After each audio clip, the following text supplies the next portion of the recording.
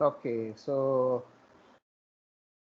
okay, there is an announcement about the we have to start the class test or quiz business, because ultimately at the end of the day we have to do the grading. So for that we need to have the sufficient quick quiz performance of yours, because we'll try to take some subjective exam, but I am not sure about that because we have large number of students in this class.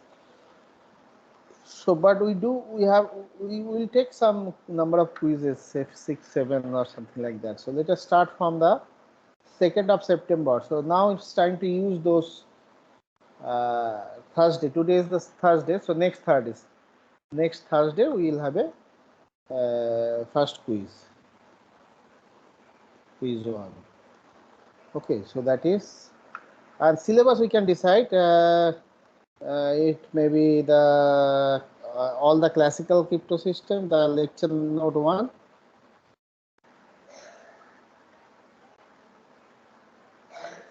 crypto system, or maybe up to DA. So we'll see that. I'll do an announcement of that. Okay. Don't worry much about that. So let's start the lecture for today. So we are talking about Feistel Cipher. Any questions so far before we move? Can you hear me? Yes, sir. Yes. Yes, sir. Thank you. So we are talking about the DES. So for DES we need to DES rounds are basically the Feistel Cipher, Feistel structure. So what is the Feistel structure? We have this. So DES is a 64-bit block cipher. So we have a input is 64-bit plain text. So this plain text we break it into two part, 32-bit, 32-bit. So this is left part, this is right part, and this will map to encrypt to some again 64-bit. That is also we are breaking into two part, 32-bit, 32-bit. So this part will directly copied here. So L1 is nothing but R0. And now for this guy R1, we have to do something over here. We are applying a function f with a round key, say k1. If it is first round, we are using k1 for the first round key, and then it will be again output will be 32-bit. So once we have a 32-bit, we can XOR with this 32-bit, and it will be copied here. So we have our R1 is nothing but R1 is nothing but L0 XOR with F of R0 K1. That K1 is the round key. If it is for second round, then it will be R2, and this will change like this. So this is yeah. So this is the one round DES, you can say. So this is the first round of DES kind of thing. So this is a Feistel structure. This structure is called Feistel structure. Now we need to talk. So this is 48-bit, and this is 32-bit. Okay. So these round keys are 48 bits, but the secret key shared between Alice and Bob is 56-bit. So we have to discuss that part also, that from the key scheduling algorithm. So how we get this round keys from the secret key shared between Alice and Bob. Any question before we move to the f function? So f is a function. This f is a function which is taking two input. One is 32-bit, the R0, and another one is the round key, 48-bit, which is round key, and it is giving us the f of R0 K1. So that is our f function. So now we will talk about this f function for DES. So let me take another board. So f function. What is the f? So f is having two input. One is 32-bit, that is the R0. Another one is 48-bit, little more bigger. So this is the A, this is B. Two input A, B. Now, first of all, we want to do the XORing with these two. So, but they are in different size. We cannot do the bitwise XOR unless we do something on this. Either we can reduce this to 32-bit, or we can expand this to 48-bit. So we'll go for the second option. We'll expand this to 48-bit. So this part is 48. So this expansion function, it is taking a 32-bit input and it is giving us 48-bit output. We'll discuss that. What is the expansion function? Now, once we have a 48-bit here, after expanding this bit, basically we are repeating some of the bits over here. So this is A1, A2, A32. We have to make it 48. So that means we need to repeat some of the bits over here. So A1, A2 like A48. So this all these AIs are coming from this. And basically, we are repeating some of the bits. So we'll see what is the expansion function, what is the expansion matrix in the matrix form. We'll see that. Good. So we have this. We are doing the bitwise XORing with this. So if we do the bitwise XORing again, it will be how many bits? We have 248-bit. We are doing the bitwise. You understand the bitwise XOR, right? Yes, sir. So we have A1, A2, A48. We have another input B1, B2, B48. XOR is just the addition modulo 2. So we are just doing, if it is 1 1 0, no carry. If it is 0 0 0, like this. So bitwise XOR. So again this will be 48-bit. Now suppose we have 8 S boxes whose size is 6-bit to 4-bit. We have 8 such S box, 8. So now we want to apply this S box on this. So but this is 48-bit. So we have S box size 6-bit input. So we want to break it into 6 bits. So how many 6 bits are there? 1, 2, 3, 4. Better we take help of what? Dot dot. A good friend.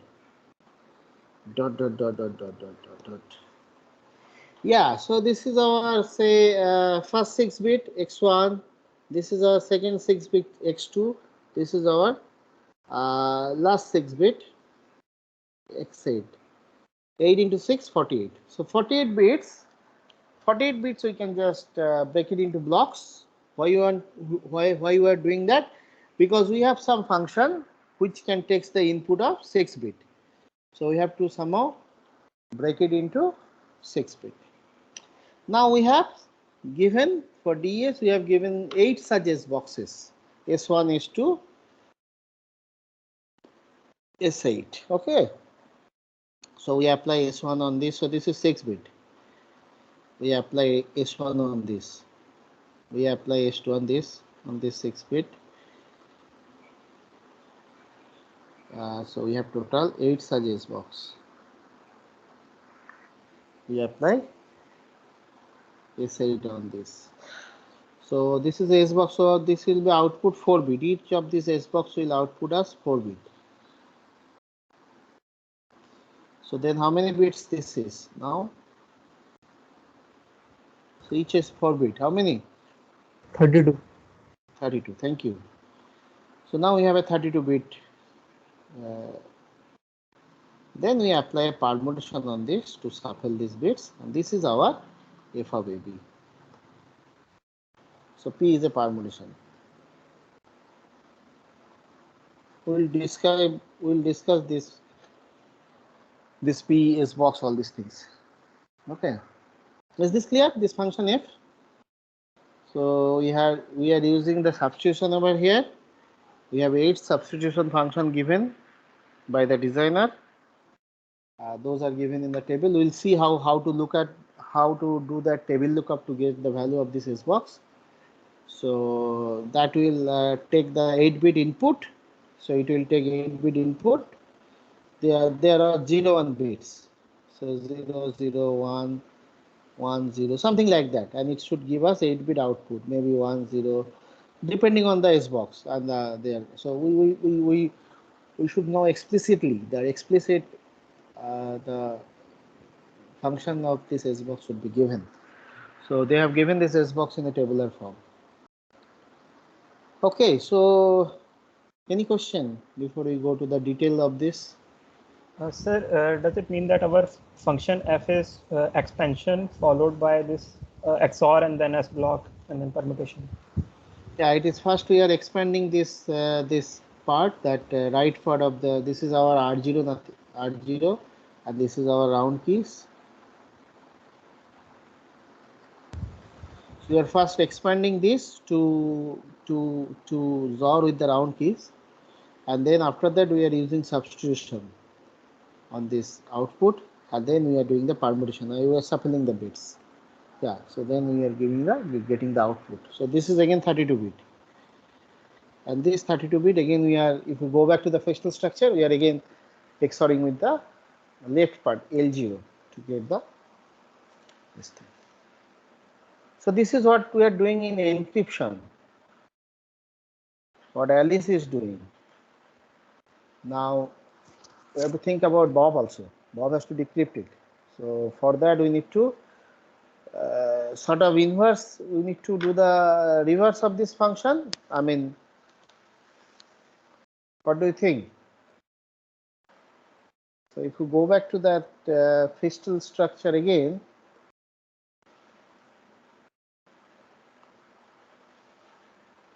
so this is our encryption. So this is our encryption, what Alice is doing.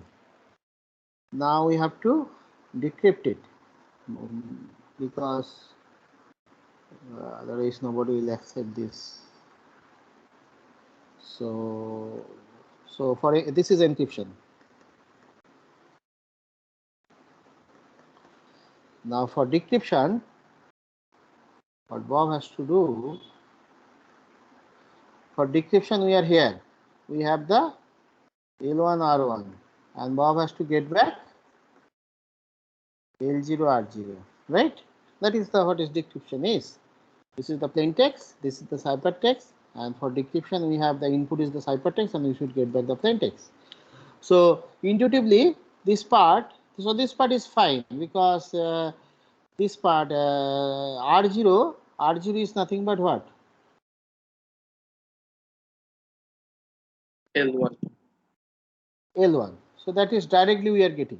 But what about this guy? What about this this L0? How to get L0? Because L0 has mixed with the many things. First of all, we need to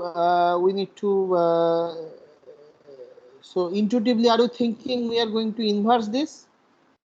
Because we are here, so we are here, so we need to go back and then do the this thing. So if we think to inverting this function, I mean this is, and if at all this function is invertible or not, that also we have to think, because this is the S box which is having 6-bit to 4-bit. So this S box is not a bijective function, right? Because 6-bit to 4-bit. So we may have many options there. So it is not a good idea to going to the inverse of this S boxes. So then how will decrypt it? That is the idea. That is the beauty of this Feistel structure. Anybody? How to decrypt it? Sir, we don't have to take the inverse because Yeah. So we have taken the. yeah. So that is the thing. So what is your suggestion? Let me have a. Sir, we can again apply the function. So I'll just go with you. You're suggesting we have L1.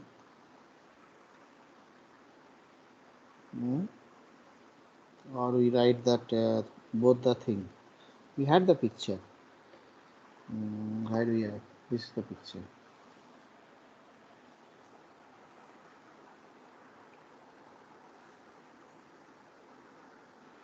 Very slow. Okay. So now what you are suggesting? So we are just so let me erase this part. Okay.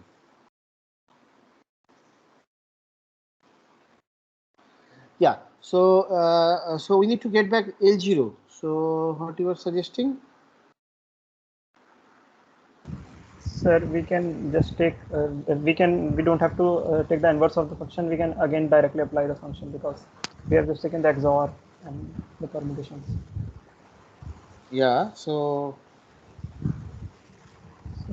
We can apply the function on R1 and K1. R1, but we Oh, don't sorry, have sir. R. It's Yeah, R1 L1 and because RGB is basically L1. yes, sir.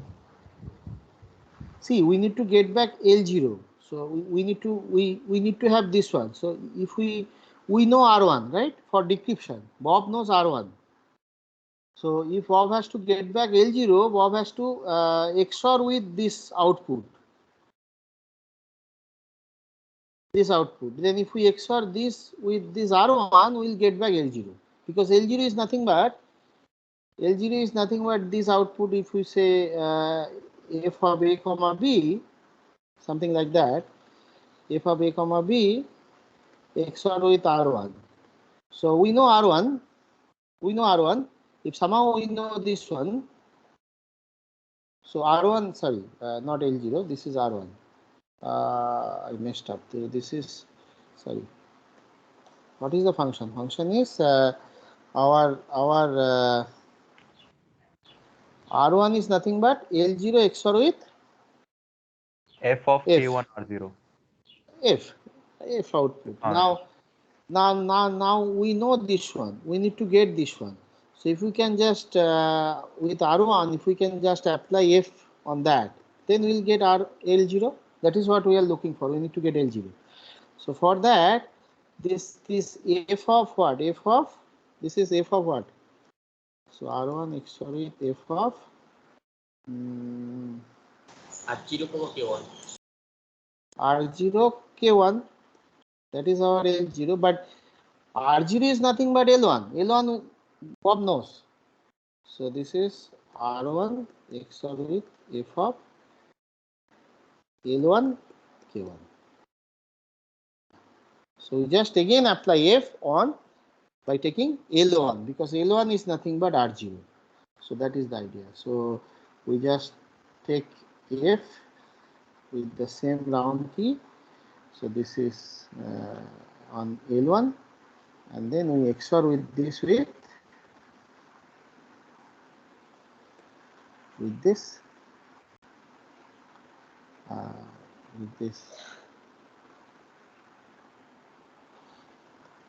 with this R1 and it will give us.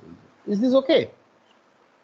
That is the beauty of this cipher. Otherwise, it is not. It is very difficult to invert this F because we have seen the F is how difficult. So that is the thing. So it since this R0 is basically L1 and Bob has L1, so Bob can apply this F on L1 and K1, and then get the output is here. So this output Bob can XOR with this R1 to get back this L0. So that is the beauty of this. Yes, please. Sir, what's the motive of keeping F very complicated? So is it to introduce non-linearity or Well, yeah. So for that we need to check the whether if the or because nonlinearity may only come here. This this permutation and S box thing you have mentioned? permutation is linear function. Only the S box can give us the nonlinearity, right?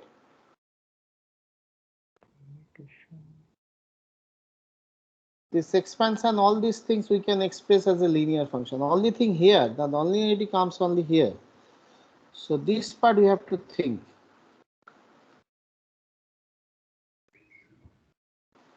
Is it okay?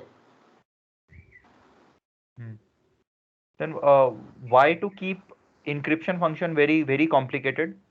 So No, not complicated. You see, it's very fast. I mean, if you talk about this computation complexity, that way it is very fast. It's just a if we have a table, we can do the table lookup, or if we have a hardware chip for this S box, we can just put the input, get the output. That is very fast. So But why we introduce, yeah, as you said, if we have a nonlinear S box here, then we can avoid this linearity between the plain text and the ciphertext, the plain text, ciphertext, and the keys. So for that, the S box is the purpose of introduce the S box is that to introduce the nonlinearity in the cipher in the encryption function. So now So can you tell the why non-linearity is important? So you have mentioned it in the last class, but very superficially actually.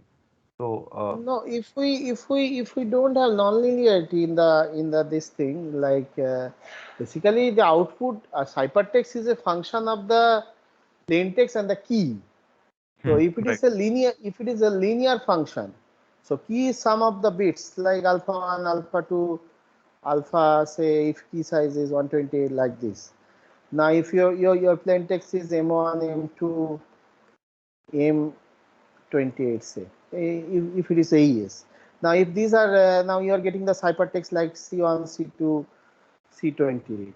Now if it is linear function, like if some of your some of your CIs can be written as some linear combination, some alpha 1 M1 XOR with some alpha 3 M2 like that. So then we can have if we know some plain text and the corresponding ciphertext, so non plain text attack basically. Then we have a equations, and that equation we can solve it, that right? would be right. Good. We have many methods to solve the linear equations. But if it is non-linear, then we have to do some approximation to make it linear. So then that approximation may not be correct. So there is a chance of but linear is very dangerous because we may have some Gauss elimination method, Gaussian method, many methods are there to solve that. Right. Is this answer your question? Yes, sir. Okay, good. So now we'll move to the where we are. So we have so far what we have done. We have defined that we have the f function we have discussed. Now we need to talk about the S boxes, how the DSS box looks like. So actually they have given the S box in a tabular form. So DSS box is what is the input? Input is 6-bit and the output will be 4-bit. So this is DSS box. So 6-bit means say A0, A1, sorry, A0, A1, A2, A5, 6-bit, and we have output 4-bit B0, B1, B3, like this. Now they have given 8 such table matrix. Each matrix is size 4 by 16.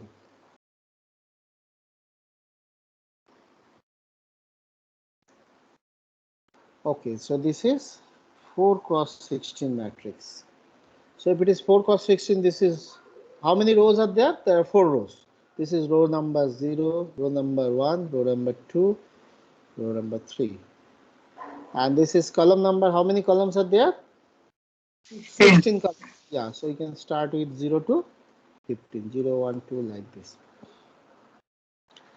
Now we have some values over here. So these values are 0 to 15. They are 4 bits. So 4-bit we can just represent in hexadecimal form.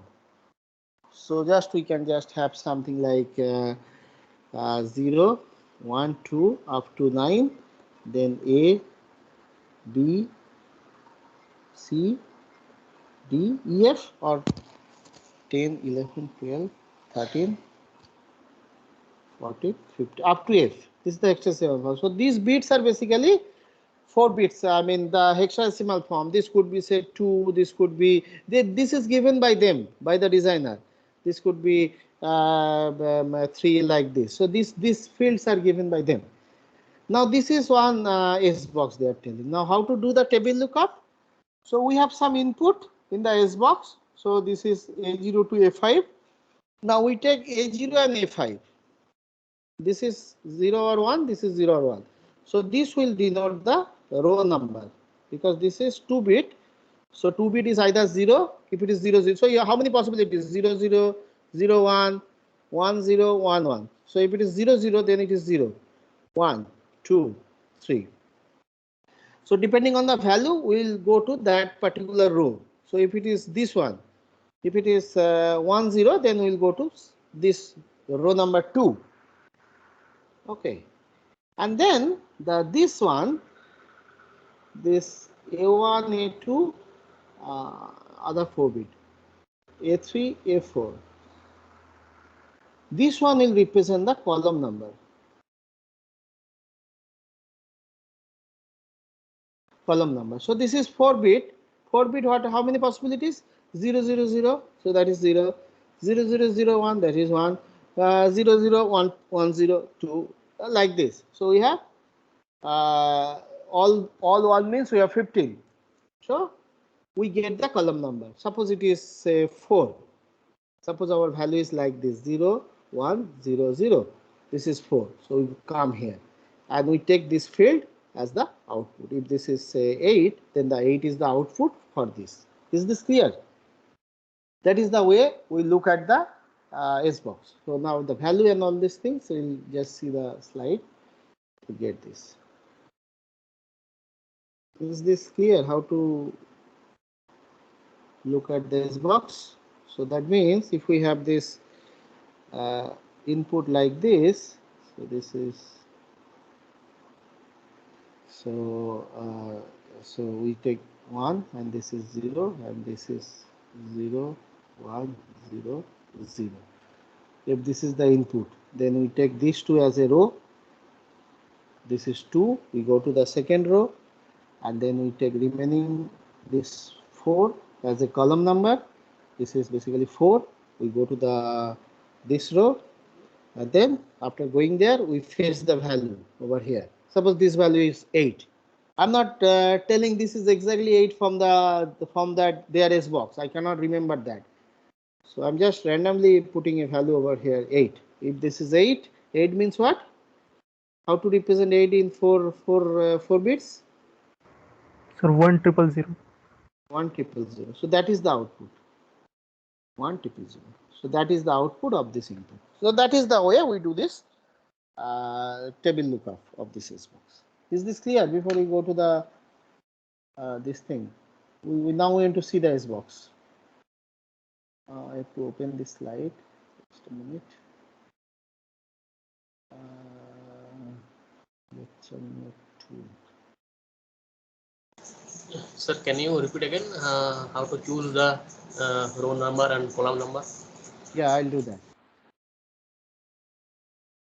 Just let me first open it.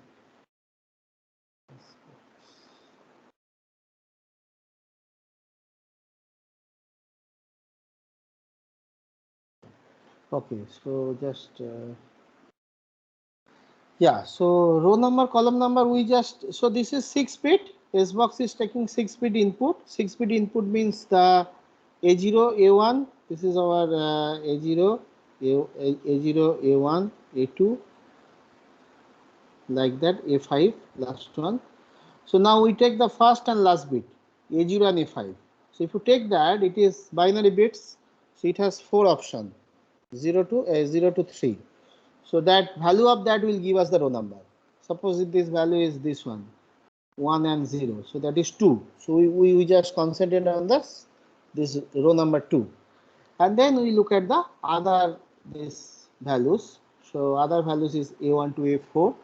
So if that is say these values, then it is 4. So we go to the fourth this 4 number column, and there we have a field. This is a matrix. So every if we fix the row number, column number, we have entry over there because this is filled by hexadecimal numbers. So this is 8. So 8 is nothing but this. So output of this input is 8. Is this okay? Yes. Sir, can we choose A0, A1 row number and after A2, A3, A4, A5? That you can do, but that only their cipher. They have given us to do that. So if you do, you are modifying their cipher. Yeah, that you can do. Anything you can do. But then you have it will be called Shubham cipher, not they are IBM cipher, but IBM people has given us this, so we have to follow the what they have given. If we have to talk about the exact design of their block cipher, yeah, you can do. Even you can change this. Even the problem with this, their blocks, their cipher is they have no explanation how they are getting these stable values. That is one of the drawback in their documentation. Also, there is no proper documentation on how they are getting these values of these S boxes. So there should have some algorithm to get these values, no? So like in AES we have, but DES, that is one of the major drawback of this. Anyway, SBox is also not good. It is not it is not good on that. Okay, so this is the example. This is the SBox they have given in a tabular form. There are 8 such SBoxes here. So we'll just look at one. So can you see it? That I can just make it little large. Is it visible now? Yes, sir. Thank you. So these are the S boxes. So it is row number. So it is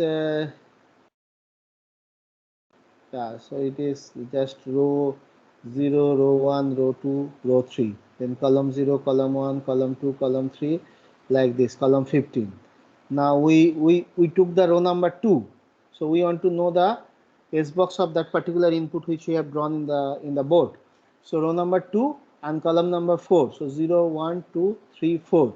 So this is 13. 13 is the value of that input for S box S1. So 13 you can easily represent in 4-bit 401 bit. That is the clear, na?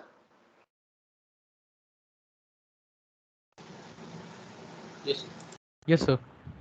So we have 8 such S boxes they have given in the table. So there is no explanation how they are getting these S boxes. How these values are values they have. So that is the problem.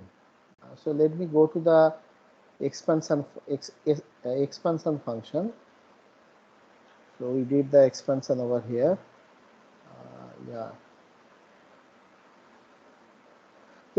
Before that we can just go through that. So is it okay, like S box is clear? So where I'll come back to this slide. Before that, let us now move to the DS part.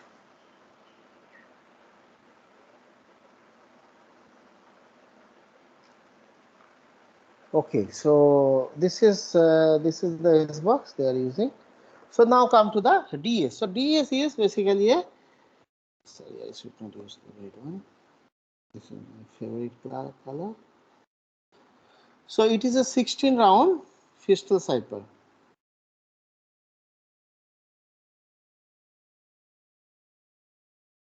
Okay. Now, so we have basically 16 round Feistel cipher. So in the first round we do a permutation on that. So we have an input. DS is a 64-bit cipher, 64-bit plain text. So we apply a permutation. This is IP. We will talk about that IP. So then it will be given us again 64-bit, just the shuffling. Now this is our L0, R0. Now we apply this Feistel structure. So this is copied here. For this we apply F. For that we need to have a K1, and then we XOR with this guy. This is our L1, R1. So this is one round, and again we have to go further. Again this is L2, R2, second round. Sorry, XOR, before XOR we need to do the F also. So for that we need to have K2, then we XOR with this. This is our, so this way we continue, dot dot dot. So how many times? 16 times. So ultimately we will get what? This is dot dot dot, our good friend. Anyway, we have less space. So ultimately it will go to the what? L 16 15. R16. Yeah. So L15, R15, then in the last round, yeah. So basically we'll reach to the before last round L15, R15. Then we have final round. So this is L16, R16. Sorry.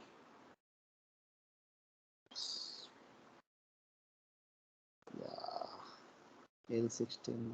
Oh, R16. So this is copied here. This will be F. Now what is this value? What is K? K16. K15. 15 or 16 for the last round. For the first round we use K1. 16. Yeah. So this is our this one. So this is our last round of this. So this we can say we are continuing like this.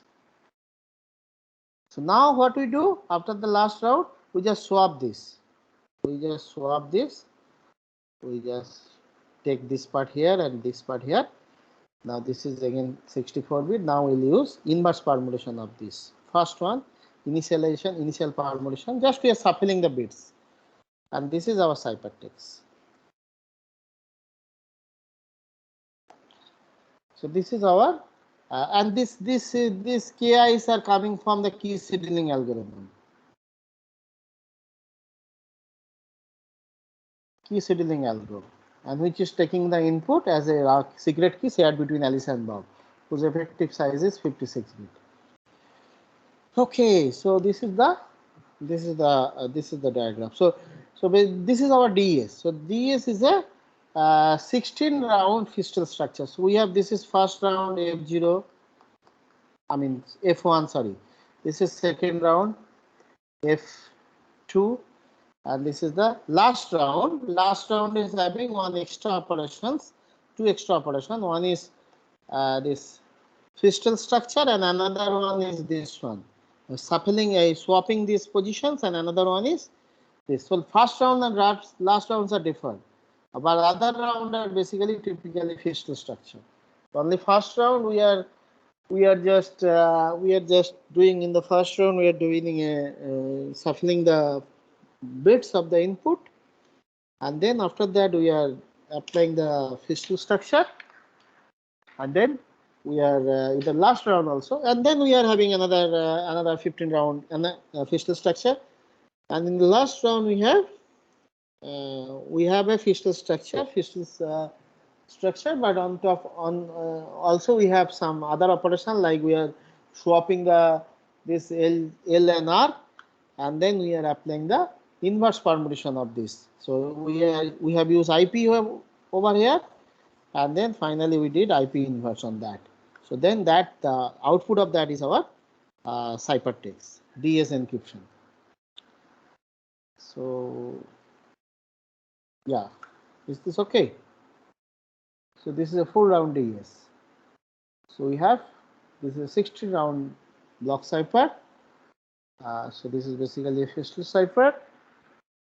And except first and last round, we have some additional operations over there. And so we need to know this IP, we need to know the expansion function, so on and so forth.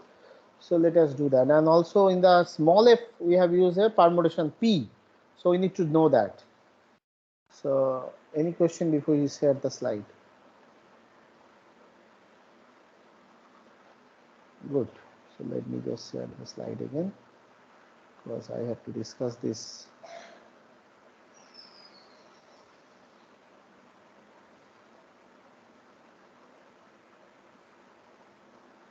Yeah, so this is our, can you see the slide?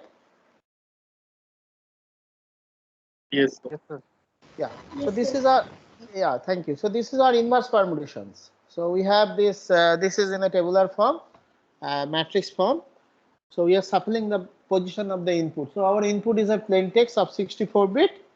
So 64 bit means x1, x2 up to x64. So it will be like this. So first one is x56 will come here, then x50, then x42, then x34, x26, x18, x10, x2, then x60 like this. So row wise. First row, then the next row like this. So it is just basically, so this is how many? This is 1, 2, 3, 4, 5, 6, 7, 8. 8 cross 6. So no, 8 cross 8. So 64. Is this okay? So this is the permutation. You are basically shuffling the bits. I mean, we are basically just position. We are just shuffling, and then if we and this is the inverse IP. If we know the permutation, we can just do the inverse IP. Now, if you remember the expansion function, for expansion function, what we had in the small f, we had a 32-bit input, that A, if you recall, and then we have to make it 48-bit. So for that, we need to repeat some of the bits. So that 32 bits, say A1, A2, A32. So basically we have A32, 1 to 32. We have to repeat some of the bits to make it 48. So this is again in a matrix form, 8 cross 6, 8 cross 6 is 48.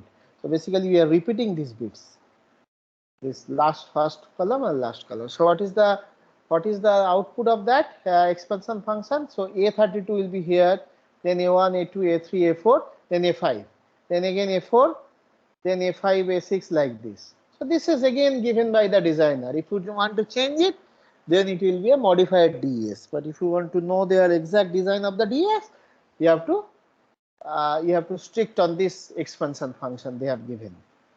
Okay. So now again, the permutation they have used. Where they have used this P?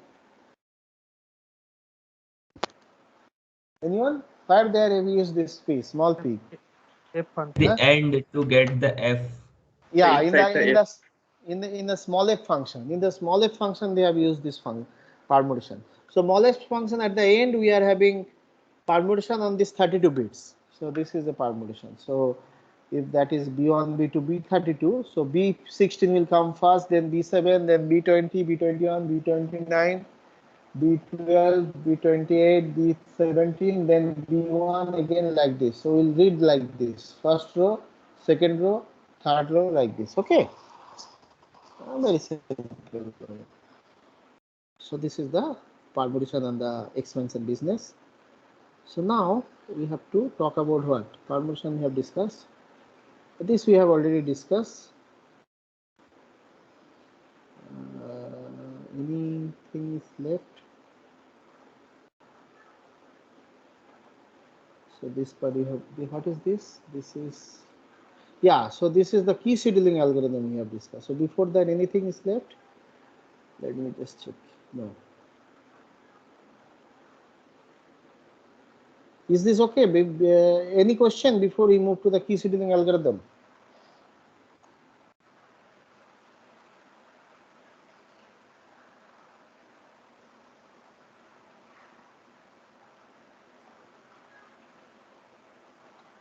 Just ask any question. I mean, why you are not asking questions? Okay, so if you have no questions, then we can move to the key scheduling algorithm, which is giving us the round keys for our round functions. So we have how many round keys we need? 16. We need 16 round keys. Yes, we need 16 round keys. So what is the size of the key? It's the secret key. 56 bit. Yeah, the secret key is 56. yeah. So we just what we do.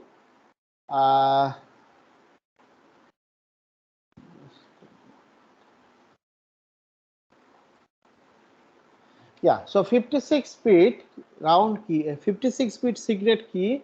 We first apply a PC1, another permutation. We will discuss that permutation. We first apply PC1 on that. So it's just shuffle the bits. Now we can break it into. So let me just use the board. It will be more clear. Let me just share the board. We are missing our Nalanda blackboard. But anyway, still we have to manage the show.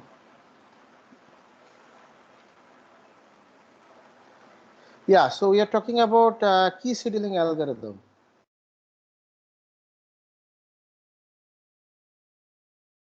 for DS. Okay, so we have this secret key which is 56 bit shared between Alice and Bob. So we first apply the PC1 on permutation. So it will again give us a 56 bit. We are not doing any this thing. So then we break it into two parts, 28 bit, 28 bit.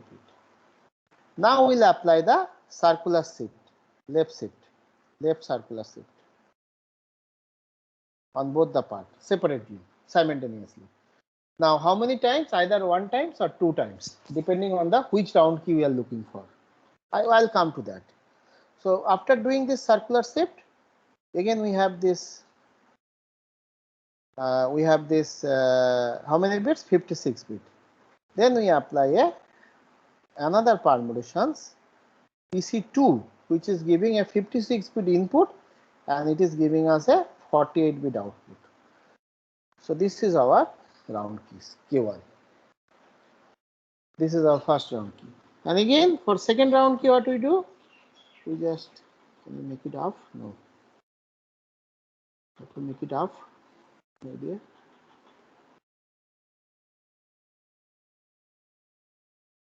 Anyway, so if we cannot make it off, then we can just use here. So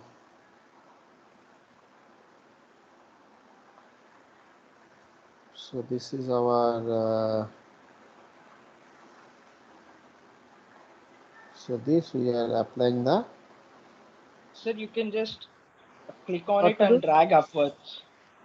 Yeah, I tried that, but I have to do what? You just click on the screen and drag it upwards. But it is with pen, it is not going. I'm just having pen symbol. So I have to choose something else. That is the problem. Anyway, we can use side part, but as you assume we did that. So anyway, so after this, if we would, so better we write over here. So yeah, I erase this. Yeah, that is there. So we have this we have this 56 bit. Then we apply the PC1. Then again this is a 56 bit, and this 56 bit we are applying the shift, left shift, circular shift. So this is again give us 56 bit, and now we are applying a PC2, which is taking a 56 bit input and it is giving us 48 bit output. So this is our first round key. So again we apply this circular left circular thing on this 28 bit. So again this will be 56 bit. So again we apply this PC2, we get second round key. So this way we continue. Sorry, 56 bit. Is this clear?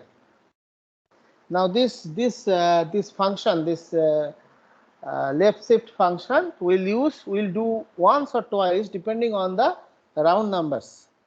So I have the table for, say, for first round we may be doing once, for the second round maybe we are doing twice of this.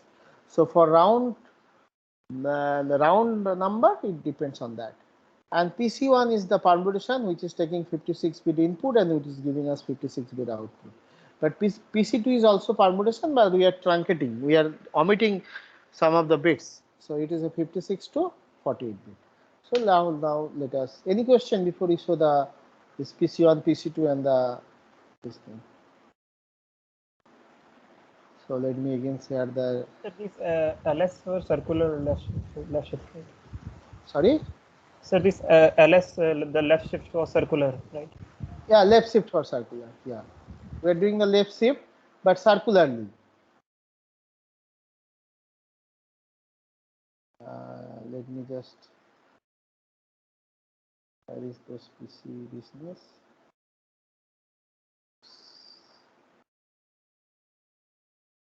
Yeah, so this is the thing.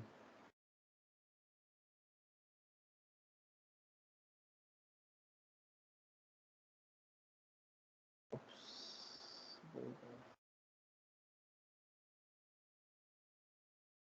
Yeah, so as I said, the key is 56 bit effective key, but they comes in a bulk of 64 bits. So these bits are not our part of the key. They are basically some information of the key carrying. They are like parity check bits. So we'll ignore these bits 8, 16, 24. So these bits are just comes with some other purpose, other information of the key, but they are not the part of the key. So effective key size is 56 bit. After omitting this 8, 16, 24 bits.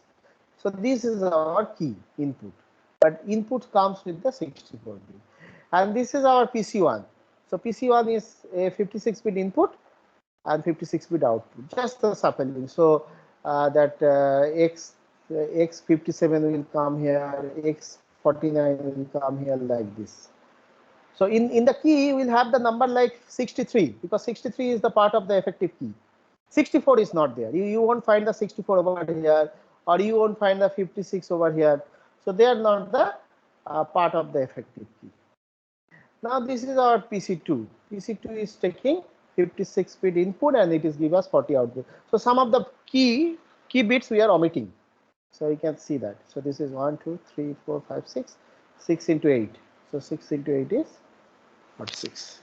And this is as I said that how many times we will do the shift, circular shift, left circular shift. For first round we are doing once, for second round one time, but for the third round we will have to do the shifting twice. We first shift once circularly, then again we have to shift so twice, either once or twice depending on the which round key we are looking for. Okay, is this clear? So we just need the bigger key, right? The 64-bit key, because the key scheduling algorithm is public.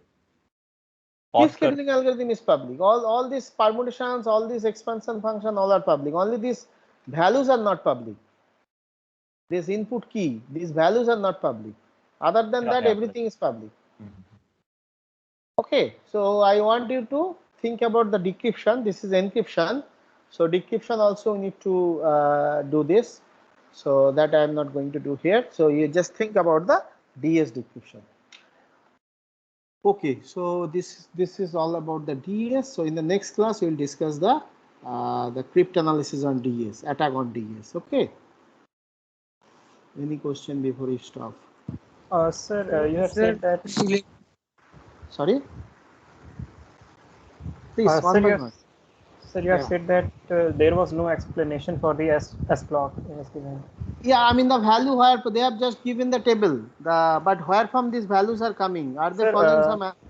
So why is that explanation needed? Because even if we change the values and even after we decrypt, no, you cannot. You cannot change the value. Then it won't be their DES. It will be your cipher. So or modified DES. So if you have to apply their Lewis cipher, then you have to use their data. No, you cannot change the values. Yes, sir. Thank you. Okay, so let me stop the recording over here. So thank you very much.